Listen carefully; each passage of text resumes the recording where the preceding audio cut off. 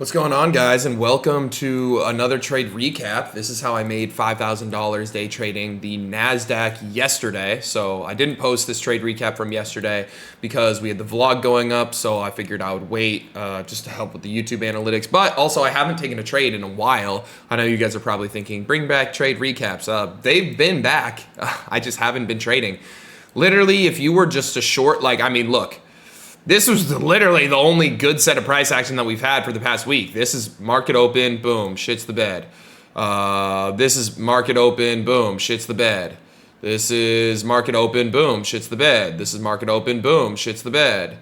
Where's market open here? Market open, boom, shits the bed. This was like somewhat predictable price action. I didn't end up taking a trade on this though. Let's see. Let's go to Tuesday, market open. Boom, market opens, shits the bed.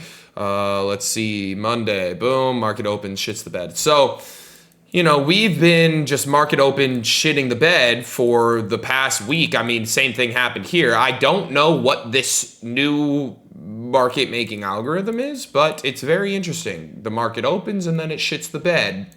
And it's been doing that for the past 2 weeks now, except for yesterday. So it did shit the bed just during PM session, but let's talk about where and how I was able to make $5,000 yesterday. So market opened, mini shit the bed down. We took out these Asian session lows. That's a key level for me. And yesterday was super basic. We came down, we swept out Asian session lows. We got a 5-minute break of structure to the upside. So I'm starting to see, okay, bearish order flow gets disrespected. From there, I'm looking to see bullish order flow, get a continuation. We get that, price pushes into this order block, pushes into this breaker block, pushes into equilibrium, and then we get extensions out of that. I wasn't willing to trade until the macro hit at 950. A lot of people ask me in the comments, TJR, what's a macro? It's just the optimal time to trade, like when and where price is actively going to seek out imbalances and draws in liquidity. So the macro is the time from 950 to 1010, okay? And more often than not, we see during this time frame, price is going to actively push towards a draw in liquidity or actively look to balance out price action on the high time frame. So we can see that from 950 to 1010, what was price actively doing? It was manipulating down to be able to push up to take out this draw in liquidity. I don't want you guys to look that deep into it.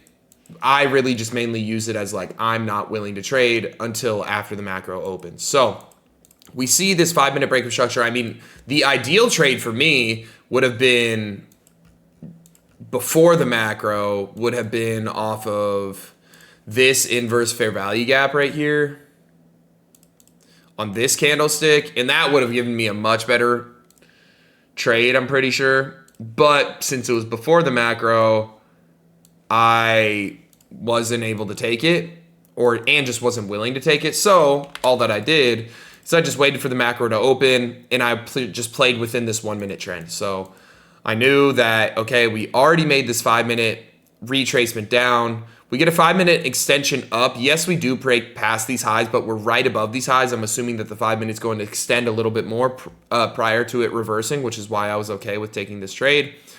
We see a little retrace, and then we see extensions up out of that on the 1 minute. So that was what I was willing to take the trade off of. I put my stop loss underneath these lows. My targets were these highs right here. I considered putting a take profit at this 15-minute order block, it was this 15-minute order block. I'm glad that I didn't, not only because it didn't get hit, but also just because the difference between my take profit 1 and take profit 2 would have just been so drastic. It would have been, another 0.38% on NASDAQ. So there was just no reason for me to want to take that trade. Anyways, this was, pretty self-explanatory. Literally the easiest setup of my life. Come into a key level, specifically a previous session low, disrespect current bearish order flow, continue new bullish order flow, just find a fucking entry and take it to the nearest draw on liquidity and you're fucking set. This was a picture perfect trade. I don't really think there was anything more to explain besides the fact that we also had a SMT divergence off of these lows here. So we have these Asian lows down past these Asian lows, and then on ES, these were the Asian lows, and these were the lows that it made. So we ended up making an SMT divergence off of those Asian session lows. NASDAQ was the lagging index. I also was bullish because once the macro opened, ES was already above these pre-market highs. And for me, I was like, okay, we just made an SMT. ES is already above these pre-market highs. We've already swept out this draw on liquidity.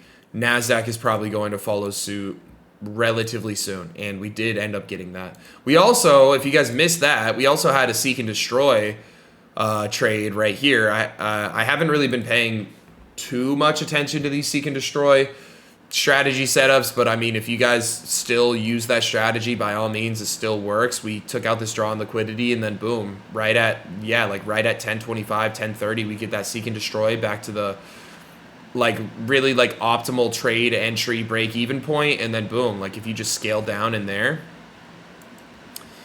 easily could have found a boom. We get a breaking structure to the upside on the 1 minute time frame. Long John on that shit.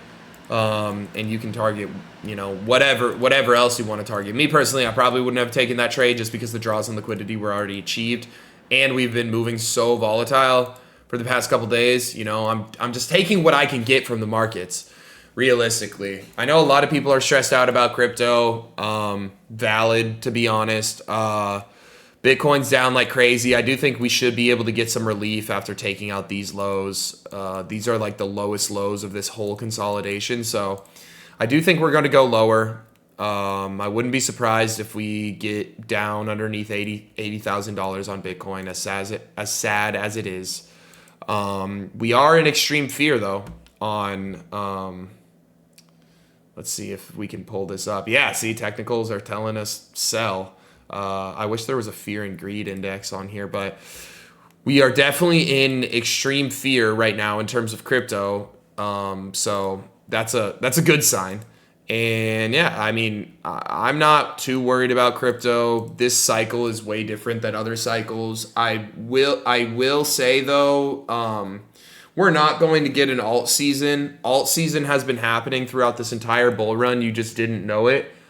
And honestly, I fucked up too. I lost millions of dollars trying to play this bull run like the previous bull runs.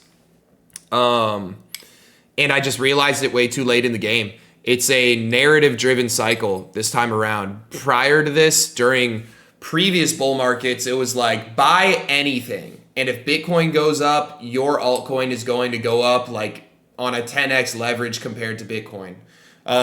Versus this cycle, because of pump fund and because there's more and more tokens being made on a daily basis. Now on a daily basis, there's millions of coins being made every single day. So it's just diluted the market so much to the point where traders and just big money, they have to decide now between these coins. It's no longer you can buy anything. It's you can't buy anything. You have to be strategic with it. It's getting harder and harder to make money in crypto. And honestly, it's for the best that that's the case. But we have to see that. We have to realize that. And we have to understand that there is not going to be an alt season. And I'm trying to tell you that, guys, this now because, for example, I mean, bro, look, I feel bad because I thought, I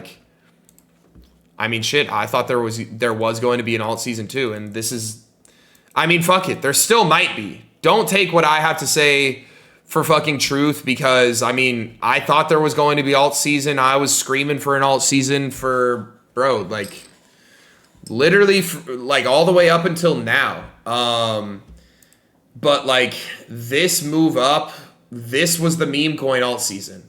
So you had to catch this move up and you had to sell at the right time. And right now, we're in, this RWA, or not even right now, but we had a mini RWA alt season. This was RWA alt season, real world asset alt season. You got to be there at the right time. You got to buy at the right time and sell at the right time. It's no longer just buy and hold any and everything and you're going to be rich by the end of the cycle. That is just unfortunately no longer the case, and I got fucked because of it. I'm sure a lot of you guys got fucked because of it, and because of that, I think it's best that you guys, I mean, if you guys are in crypto, sure, like do whatever you guys want. I'm not a financial advisor. I'm an idiot online, okay? But I think that like my game plan moving forward, I'm just sticking to the big shit, bro. I'm sticking to, I don't know why I put that bullshit ass chart on there, but I'm sticking to the big shit. I'm sticking to Bitcoin. I'm sticking to Ethereum. And as of now, like that's it. Ideally, I'm only invested in the coins that have ETFs. Just being realistic. I do still hold a lot of Solana, but I sold pretty much every single one of my alts. And like, you know, you can call me a bottom seller, you can call me a paper hander, but I just realistically, I don't think, I think it will cause more loss than gain. Like, yes, I may be right about some of them, sure. And there may be the right time to close some of them, awesome. But overall, I think my money is just way safer in the big shit. So that's my thoughts on crypto. The market has been a absolute bloodbath for the past month and a half, 2 months. It's been sad to see, especially for me. And yeah, bro, I would hate to see a monthly breaker structure on Bitcoin, and it's low key looking like we're gonna get that. So we might be in for it, bros. We might be in for it. That's all I'm gonna say. All right, but with that being said, I love and appreciate you guys. I'll catch you guys in the next one. Peace.